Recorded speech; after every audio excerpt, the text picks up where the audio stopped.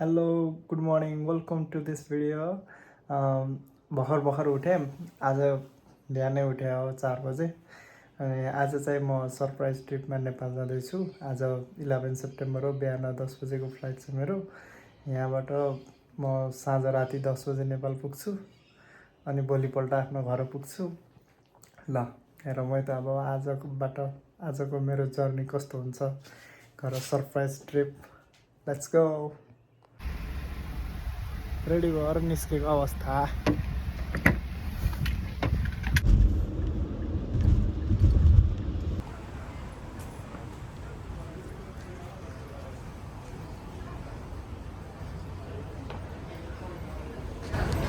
अब एयरपोर्ट छिर्ने बेला भयो अब घर जाने बेला आयो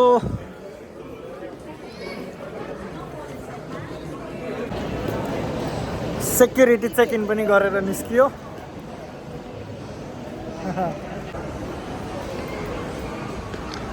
सिडनी एयरपोर्ट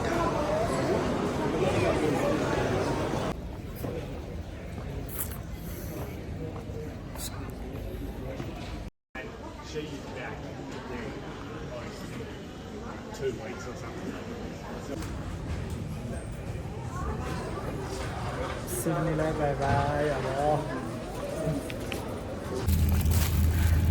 विन्डो सिट नै पाइएन विन्डोको छेउमा हो विन्डो सिटको पैसा त एक्स्ट्रा ब्यागेज भएको भएर डबल त्रिबल चौरल एक्स्ट्रा फाइन तिर्नु पऱ्यो ठिकै छ कस्तो अनकम्फर्टेबल सिटहरू यस्तो पर्नेवाला अप्ठ्यारो भएर अर्कोचोटि अब प्रिमियम इकोनोमी लेख्नु पर्ला जस्तो छ विन्डो सिट त मेरो नाममा थिएन तैपनि छेउको दाइले छोडेर गएको भएर पाएँ यो हेर्दै बसिरहेको छु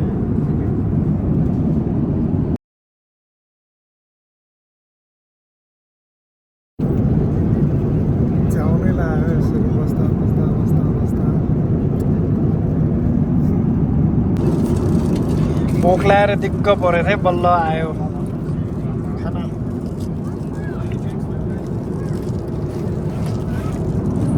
भ्यू हेर्दै खाने अब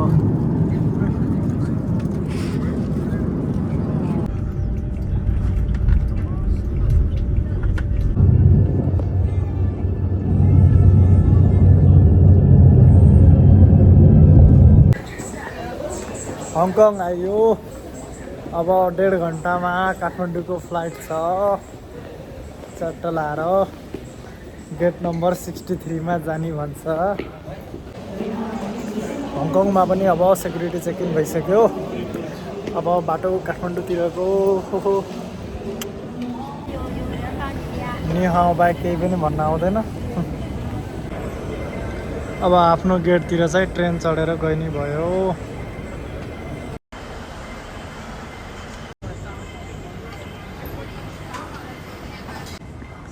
आफ्नो गेट पनि आयो गेट नम्बर 63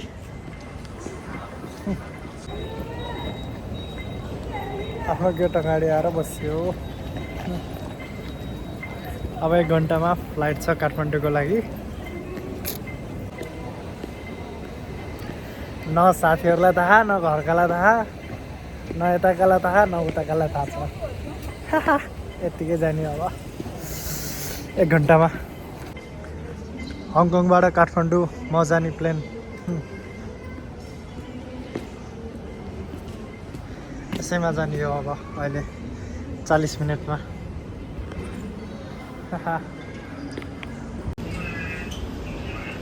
छिर्ने बेला आयो ओ ओ ओ ओ नि हाउ 43 Okay, thank you. 請小心打開行李櫃，避免物件跌下。多謝。你好。हङकङबाट पनि उड्ने बेला हुन्लायो बिजनेस क्लास जस्तै भएको छ मलाई त छेउमा कोही छैन एक्लै हो विन्डो सिट अँधेरो छ बस्यो खायो रमाइलो भएका एक्लै भएर प्लेन दिक्क लागिसक्यो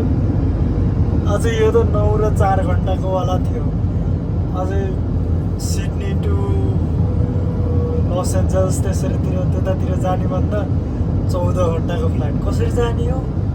ए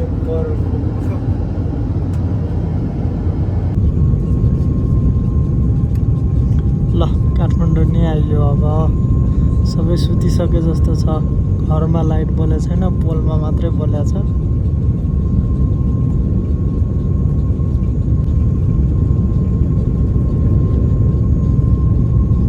बिजुली चम्किरहेछ भोलि बिहान मेरो भैरवाको फ्लाइट चाहिँ टाइममा हुने हो कि होइन भन्ने डर लागिरहेको मलाई फेरि अहिले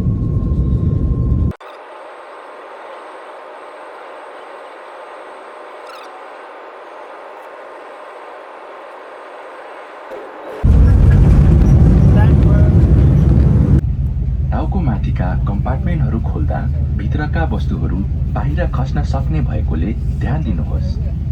कृपया विमान छोड्नु अघि तपाईसँग आफ्ना सबै सामानहरू छन् भनेर पनि जाँच गर्नुहोस् तपाईँ अब सेलुलर प्रकारीहरूसँग आफ्नो व्यक्तिगत विद्युतीय यन्त्र अन गर्न सक्नुहुन्छ आज तपाईँको ख्याल राख्न पाउँदा हामी खुसी छौँ वान वर्ल्ड अलायन्स सदस्य क्याथे पेसिफिकमा उड्नु भएकोमा धन्यवाद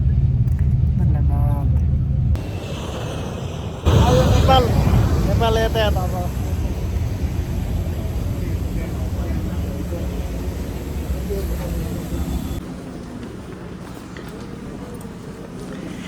काठमाडौँ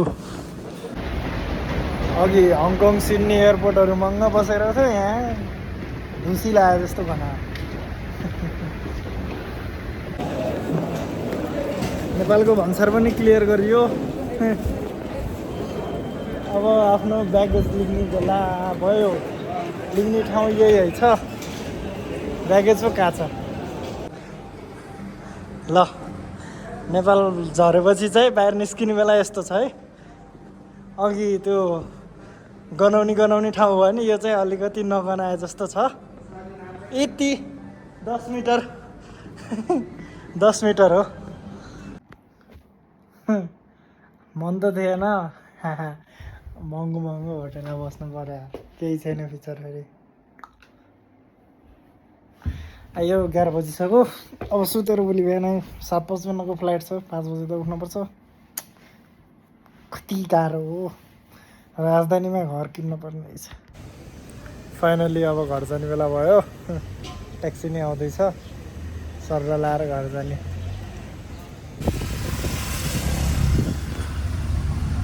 भैरवाको फ्लाइट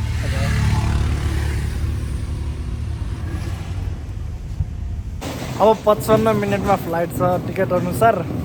हेरौँ कति बेर लाग्छ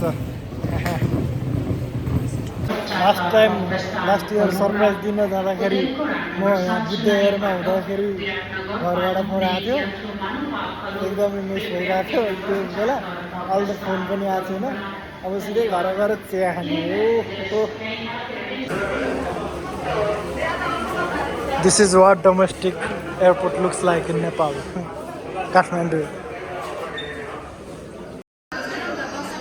अब मम्मीले यस्तो भन्नुभएको छ किन आज त फोन पनि गरेन न म्यासेज कति बिजी भइस् र सन्चै त छस् भन्नुभयो अहिले भर्खर फोन गर्नुभएको थियो अब मम्मीलाई फोन गरेर म एकैछिन बाहिर छु पछि फोन गर्छु भन्नु पऱ्यो ल मम्मीलाई फोन गर्छु मम्मी म एकैछिन बाहिर छु पछि फोन गर्छु है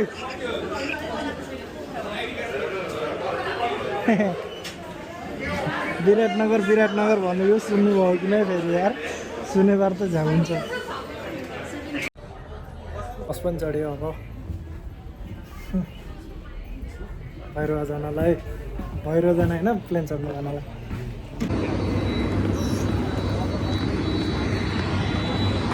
सिक्ने बेला भयो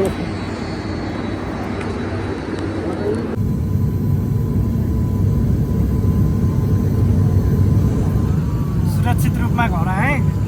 अब आधी घन्टामा म घर पुग्छु घर आइन अहिले त भइरहेको भैरवा भेरी हट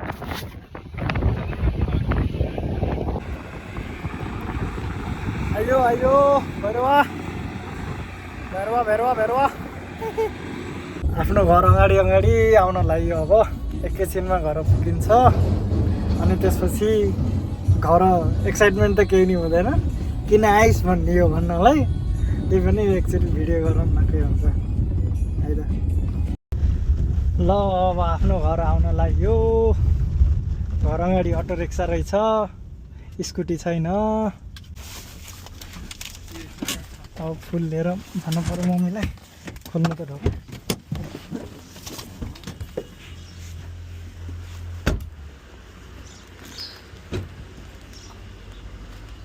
मम्मी चाहिँ हुनु न त घर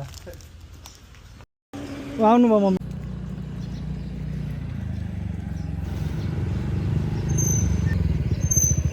के छ त मम्मी ल खै जिउ गर ल के हो नि र मान्छे मान्छे हो ल स्कुटी मलाई हस्तान्तरण गर्नु पर्यो के तपाईँ भित्र नि